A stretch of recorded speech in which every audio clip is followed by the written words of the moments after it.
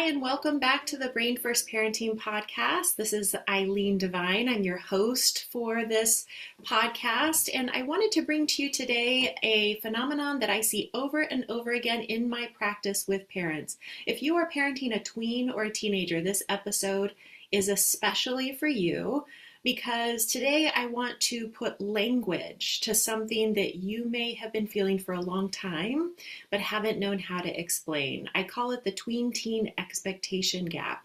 And if you're in it right now, you probably know exactly what I mean. This is that season where things that were already hard begin to feel a bit more unmanageable. The stakes feel higher. The fear that you have as a parent may begin to intensify. That grief that was already there in the background, it gets a bit louder, and the behavioral symptoms that your child has may intensify. And many parents who are in this stage of parenting, they begin to notice that there's this constant level, maybe chronic level of stress or even dread that they feel deeply ashamed to admit out loud. Now, it doesn't mean that when their kids were younger, everything was easy or looked the way they expected. Things were definitely challenging, but they're noticing a shift as their child enters the tween and teen years. Maybe the strategies that once seemed to help aren't working in the same way anymore. The behaviors feel bigger. The stakes feel higher. And these parents are beginning to realize that the gap between what the world expects of their child and what their child can actually manage is widening in ways that are becoming harder for them to ignore. This realization that this is happening, it can feel really scary and it can feel really disorienting as a parent. Now, before we go further, I want to be really clear about something that I firmly believe based on my personal experience as a parent of a 17-year-old who lives with a serious neurobehavioral condition, and also in my work with many, many parents who have tweens and teens.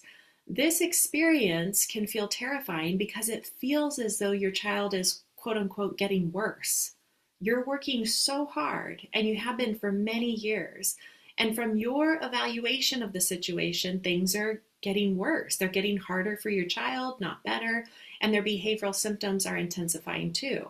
And underneath all of that is often questions that, maybe you've had before, but they're really beginning to take up a lot of space in your mind. Questions like, what does this mean for their future? What if I run out of time and I can't get them where they need to be in time? Will they ever be independent and not need so much from me? Will they be okay? Do I have the capacity? Do I have the endurance to keep this up for who knows how long, this level of support that they need? Can I keep doing this? It's a lot for parents in this stage of their journey. What I want to help you understand today is that there's often a very real developmental shift that happens during the tween and teen years for kids, all kids. And what I want to help you understand is what this developmental shift means and looks like for kids with fragile nervous systems and differently wired brains. There are neurobiological reasons this phase often becomes more intense. The environment that the child is in, it changes. The demands in that environment, they increase. Social expectations begin to intensify. Things like executive functioning demands, they start to skyrocket. Our kids in tweens and teen years want more autonomy. Of course they do. That's developmentally appropriate. But they aren't always safe being as independent as they desire to be. And then puberty enters the picture, hormones, and that changes stress sensitivity and regulation. What all this amounts to is that the gap between what is expected and what is neurobiologically sustainable for your child, it becomes harder to hide or to compensate for. When we understand this through a brain first lens instead of a behavioral lens, everything starts to make more sense. And it doesn't mean that everything is necessarily fine, whatever the definition of that is for you. But when we understand what's happening and we get support that understands this dynamic, this shift, there's more space for more ease. There's more acceptance. And this leads to experiencing a greater sense of peace for you as the parent. So the first piece I want to speak to is this truth. Society changes the rules for our kids during these tween and teen years. This is another piece that parents often feel but haven't been able to fully articulate or make sense of yet. We've talked many times before on this podcast about how the society we all live in, is deeply entrenched in a behavioral lens, meaning behavior is viewed as willful and intentional, and compliance and conformity is the highest priority. This behavioral lens begins with the assumption that everybody's brain is working the same, that all people, including kids, tweens, and teens, that they navigate the world in the exact same way, meaning they all have the cognitive skills they need at that chronological age to meet the expectations set before them, which are based on their chronological age. Now, what this also means is that society is much more accommodating of younger children because they expect younger children to need more support based on their chronological age. They don't expect them to have the emotional regulation skills or the flexibility or the executive functioning skills that an older child would. So a 4-year-old melting down in a grocery store, people are more understanding, including us as parents. It doesn't mean it's easy when this happens. It doesn't mean that we're happy it's happening, that we're okay with it, but we can make sense of it. Like, yeah, this happens with kids at this age. A 7-year-old who is struggling socially, adults can more easily see them as still learning how to be a good friend. They give them lots of coaching, lots of opportunities to practice those social skills to make amends when it doesn't go well. They generally don't see that child as a bad, uncaring, selfish kid. They see them as a 7-year-old who is still learning those social skills. Or a younger child needing more support and supervision or flexibility. That is generally more accepted. It can be exhausting as a parent, but we expect it, so it's easier, generally speaking, to accept. And at this young age, we look forward to when our kids are old enough to not need this level of supervision and support. We as parents expect that to happen eventually too. And that also makes it more tolerable when it's happening. But something shifts during the tween and teen years. The expectations for our kids rise very, very quickly. And this is because in typical development, tweens and teens are also growing leaps and bounds in their cognitive skills. This means there's this widening gap then between societal expectation and where teens and tweens like yours and mine are in their unique development. Suddenly, our tween or teen is expected to manage transitions independently. They're expected to handle increasing academic pressure and the cognitive demands that come with this, tolerate frustration or disappointment or other uncomfortable situations and feelings. They're expected to recover from these experiences, to self-soothe. So be able to do this and do it independently. They're expected to have the interpersonal skills to navigate those really complex social dynamics of those tween and teen years. They're expected to have insight into what they need and to then be able to advocate for themselves. It's assumed they have impulse control, so then they don't say or do things that are going to get them in trouble. They're expected to have more and more ability to stay organized, to set goals for themselves, anticipate, plan ahead. All of those executive functioning skills that really become necessary to navigate the expectations of these tween and teen years.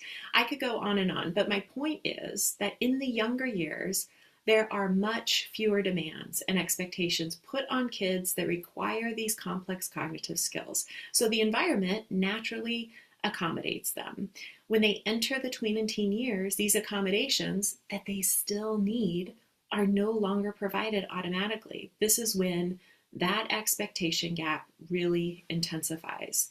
These expectations are based almost entirely on chronological age, not nervous system capacity, not developmental readiness, not cognitive flexibility, not sensory load, not stress recovery skills, just age. This is often where parents begin feeling like the world is becoming less compassionate towards their tween or teen. The adults in their child's school system, for example, may become less flexible. Extended family becomes less forgiving. Peers become less understanding, less patient.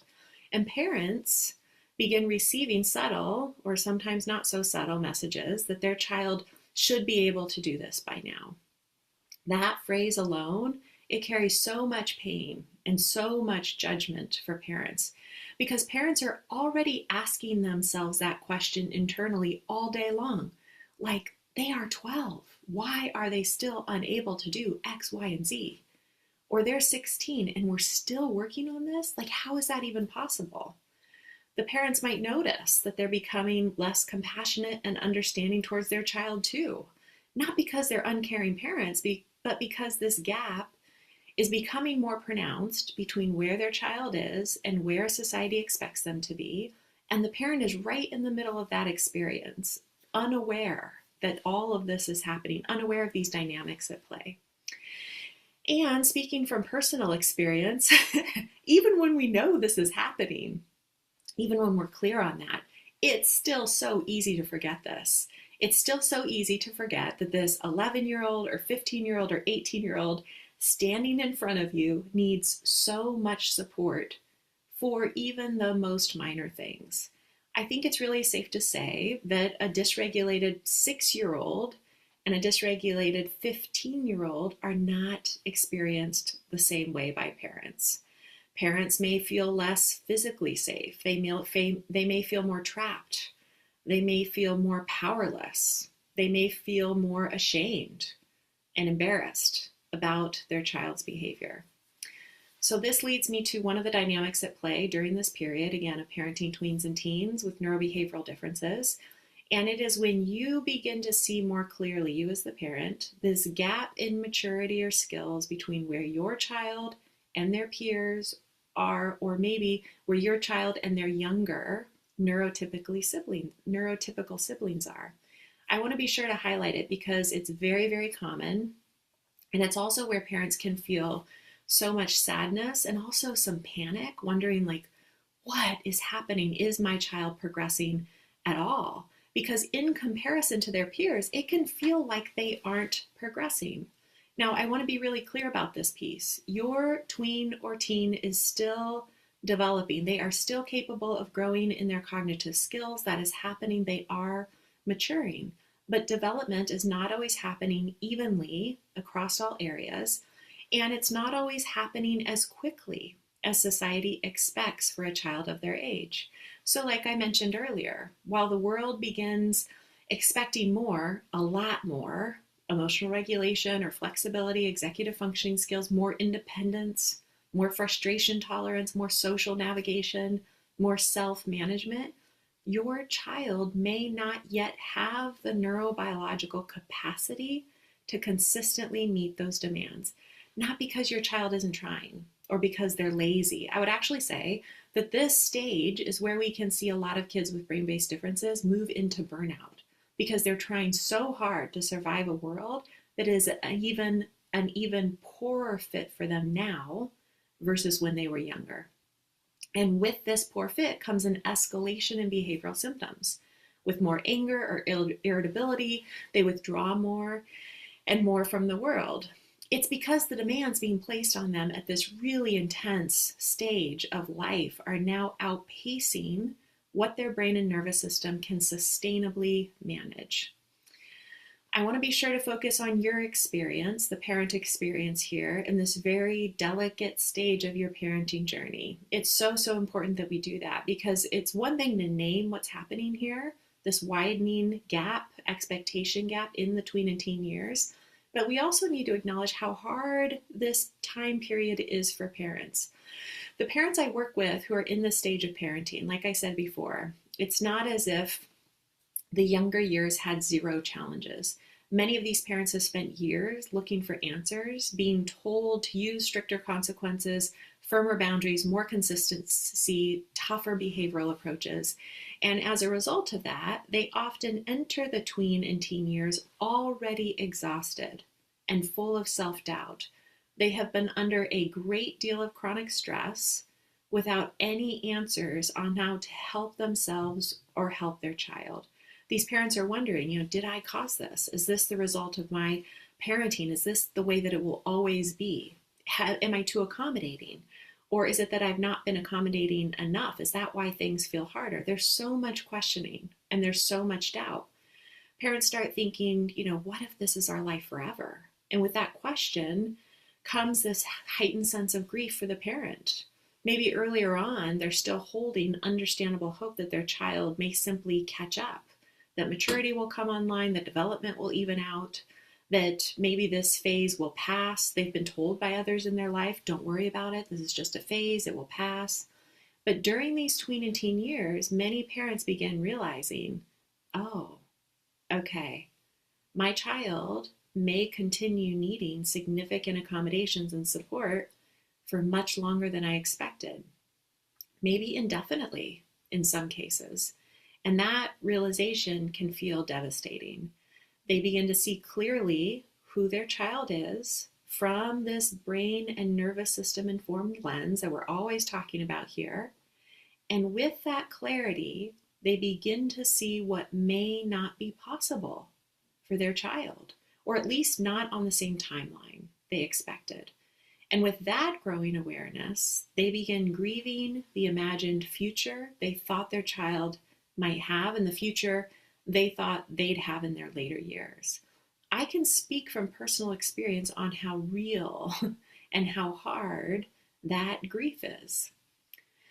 This is when it is so easy for us to fall back into a behavioral lens mindset. It makes sense why this happens. Maybe you're experiencing everything I just touched on. Your child is growing older in age, and so everything all of a sudden feels more consequential, like time is ticking, and there's only so much time left to get your child to a certain place in terms of their development or their independence, and it's all on your shoulders to make this happen. Things begin to feel more urgent. And so then that urgency and fear begin to drive your behavior. That's when this happens to us, it's when we find ourselves back in this reactive cycle. We've lost our curiosity about what is behind the behavior. It's such a common, understandable pattern that I see. And here's the thing, parents like you deserve support and understanding around this tween and teen expectation gap that often emerges seemingly out of nowhere. Parents need to know that this experience is not random, it's not unexplainable, and that this is the time, maybe more than ever, that as parents, we need to dive in fully to understanding our tween or teen from a brain first lens. Their well-being in this very delicate stage depends on that. This is not about your child, who you already knew was complex, suddenly becoming a terrible tween or a challenging teenager. This is what happens when a brain that works differently and a fragile nervous system is asked to do more than it can consistently manage. This phase often reveals the extent of mismatch that was already there underneath the surface and now is intensified. And when we remember that, and we stop viewing what's happening through a behavioral lens and begin viewing it through a brain first lens, we can stop asking, how do I make my teen or tween comply? And we can shift and we can begin asking a different set of questions. What support, what accommodations, co-regulation, nervous system, understanding are needed here at this stage of life, where there is a widening gap between what the world expects of them and where they are in their development. That shift changes everything, not overnight, but fundamentally. If this episode resonated with you as a parent, I would love to hear from you. Send me an email, reach out to me through my website, find me on social media, send me a direct message. Let me know what your experience with the tween-teen expectation gap, as we talked about it today, what that's been. I'm really curious to hear your own reflections. Alrighty, thanks as always for listening, and until next time, take care.